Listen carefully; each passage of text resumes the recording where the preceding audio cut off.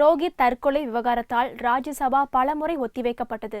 ராஜ்யசபா கூடியதும் ஹைதராபாத் பல்கலைக்கழகத்தில் தலித் மாணவர் ரோஹித் வெமுலா தற்கொலை செய்த விவகாரத்தை பகுஜன் சமாஜ் கட்சி தலைவர் மாயாவதி எழுப்பினார். தலித்துகளுக்கு விரோதமான போக்கை மத்திய அரசு கடைபிடிப்பதாக குற்றம் சாட்டினார். பிறகு சமையன் மைய பகுதியை முற்றுகையிட்ட பகுஜன் சமாஜ் எம்பிக்கள் ரோஹித் தற்கொலைக்கு காரணமான மத்திய அமைச்சர்கள் பண்டாரு தத்தாத்ரேயே, ஸ்மிருதி இரானி மீது நடவடிக்கை எடுக்க வேண்டுமென கோஷமிட்டனர். இதனால் பகல் 12 மணிக்குள்ளாக 2 முறை சபையை துணைத் தலைவர் குரியன் ஒத்திவைத்தார். பகல் 12 மணிக்கு சபைத் தலைவர் ஹமீத் அன்சாரி தலைமையில் சபை கூடிய போதும் பகுஜன் சமாஜ் கட்சி உறுப்பினர்களின் போராட்டம் தொடர்ந்தது. சபையின் மைய பகுதியை முற்றுகையிட்ட பகுஜன் சமாஜ் எம்பிக்கள் கோஷமிட்டதால் அடுத்தடுத்து பலமுறை சபை ஒத்திவைக்கப்பட்டது.